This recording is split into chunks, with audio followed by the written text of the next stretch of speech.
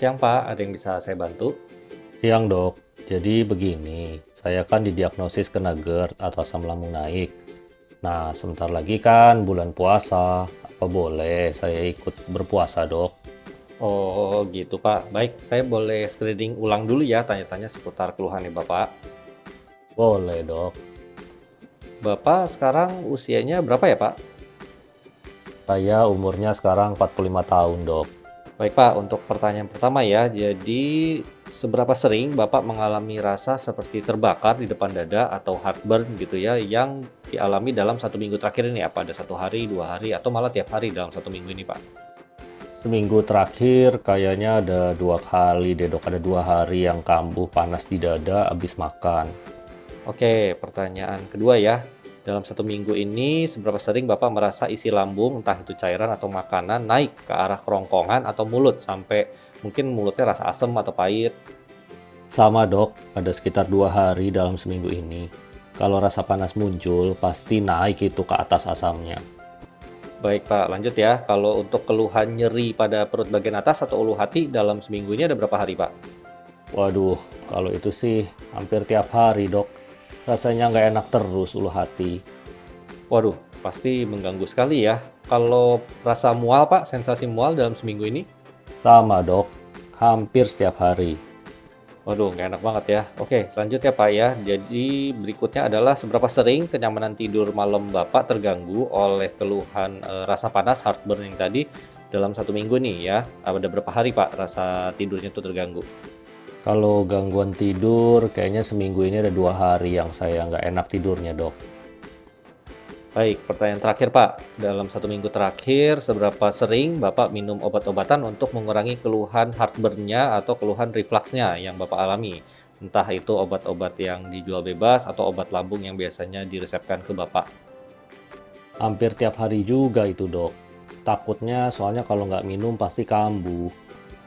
Baik Pak, makasih banyak keterangannya ya. Ini memang kalau misalnya dari screening kuesionernya, Bapak ini mengalami GERD gitu ya, dan keluhannya sangat mengganggu sekali ya. Nah, iya dok. Makanya jadinya gimana nih bulan puasa besok, saya bisa ikut puasa apa enggak ya? Nah, sebelum saya jawab itu, saya mau tanya dulu nih, Bapak ada kebiasaan minum alkohol atau merokok nggak? Merokok kadang-kadang masih sih dok habis makan. Kalau minum alkohol udah jarang. Baik Pak, jadi untuk keluhan GERD-nya sendiri, ini harus diatasi sampai tuntas dulu ya kalau bisa sebelum benar-benar memasuki bulan puasa. Dan untuk kebiasaan yang buruknya tuh ya seperti merokok dan minum alkohol, itu benar-benar harus stop bener-bener ya Pak ya, stop total. Baik dok. Tapi kan kalau sakit lambung katanya nggak boleh telat makan. Nah itu bulan puasa kan lama dok nahan lapar dari sahur sampai maghrib. Itu gimana dok tetap aman?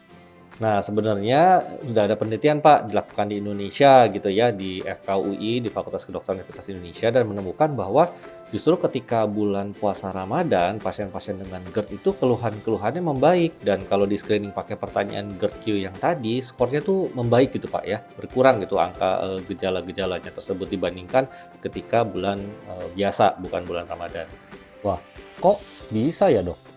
Iya, memang dari penelitian itu dikatakan kalau misalnya kegiatan puasanya dilakukan dengan niat hati yang tulus gitu ya, yang memang ikhlas ya tanpa paksaan dan juga kan biasanya orang kalau puasa tuh kebiasaan yang buruk yang tadi tuh biasanya kayak ngerokok, minum alkohol itu kan otomatis stop ya karena kan ya sangat diharamkan gitu ya ketika bulan puasa. Nah, itu jadinya otomatis faktor-faktor yang mengiritasi lambung ya, rokok, alkohol itu juga jadi berkurang. Makanya mungkin itu salah satu faktor keluhan GERD-nya membaik.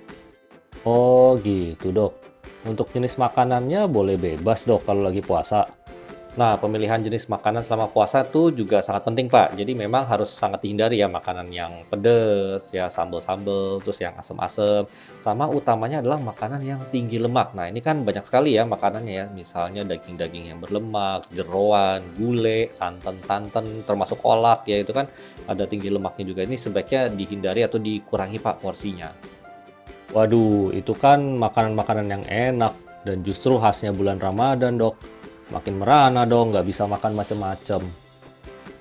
Jadi begini Pak, makanan yang berlemak itu nanti ketika masuk ke lambung, dia akan memperlambat pengosongan lambung, sehingga sangat mungkin menimbulkan keluhan begah. Kemudian setelah itu disusul refluksnya tuh ya, asam lambungnya naik ya, cairan makannya naik. Apalagi kalau misalnya makanannya tidak dibatasi. Cuman kan memang ini makanan khas Ramadan ya, banyak sekali pasti jenis makanan seperti itu. Nah, kalau mau makan sangat disarankan jangan yang tinggi lemak pada saat sahur. Kalau mau, makanlah pada saat berbuka ya setelah buka puasa, itu pun jumlahnya dibatasi, bukan berarti bebas banget gitu ya. Itu pun juga ketika duduk maghrib pada saat buka jangan langsung makan makanan yang berlemak tadi. Mungkin boleh snack-snack yang ringan dulu, yang manis-manis, yang rendah lemak gitu ya dikonsumsi dulu. Setelah itu kan kasih waktu lah ya biar perutnya adaptasi dulu setelah kosong tuh seharian ya dari sahur sampai maghrib. Bapak sholat maghrib dulu misalnya, setelah sholat maghrib baru makanlah dengan yang ada campuran tadi ya, yang mungkin ada agak lemak sedikit gitu ya, tapi dibatasi. Nah, kemudian perlu dipastikan juga ya, jarak antara makan malam sama tidur malamnya ya, jangan terlalu cepat gitu ya. Jadi makan malamnya jangan kemalaman Pak. Kalau misalnya Bapak selesai makan malamnya misalnya jam 9 terus jam 10 udah tidur, nah itu kan masih banyak tuh makanan dalam lambung, apalagi kalau makanannya berlemak. Nah, nanti tuh bakal ganggu tuh malam-malam karena heartburn-nya muncul atau refluksnya muncul. Oh gitu dok. Nah, lalu pilihan makan untuk sahurnya gimana dok? Nah, saat sahur sangat dianjurkan makan makanan yang sifatnya clean food. Jadi misalnya sayur-sayur yang direbus gitu ya. Atau kalau mau milih protein, proteinnya ini yang sifatnya rendah lemak. Misalnya Bapak boleh pilih ikan misalnya ya atau telur gitu ya. Nah, jangan yang kayak macam daging-dagingan yang lemaknya banyak itu pada saat sahur. Terus juga sangat penting hindari ini ya Pak ya, kopi ya. Kopi itu kan buat penderita GERD nggak boleh. Terus kalau misalnya Bapak mau minum susu, pilihlah susu yang non fat, itu yang tanpa lemak atau yang low fat yang rendah lemak ya, sehingga juga mengurangi risiko terjadi keluhan begah-begahnya itu. Nah dok, pengalaman tahun lalu sih mas saya masih kambuh dok. Kalau kayak gitu tetap boleh minum obat kan? Baiknya minum obat mahnya kapan dok? Nah, kalau misalnya memang ada pengalaman seperti itu, obat lambung boleh saja nih diminum sejak 1 hari sebelum kegiatan puasanya dimulai dan nanti diminum ya beberapa hari di awal-awal puasa pada saat sahur. Nah, itu sebenarnya sih kalau anjuran-anjuran pemilihan makanan, terus niat puasanya baik, kebiasaan buruknya di stop, itu biasanya keluhan nggak enak perutnya tuh adaptasinya hanya sekitar 1 mingguan kok ya. Setelah itu, setelah lambung ini adaptasi, malahan bisa tetap lanjut puasa tanpa harus minum obat.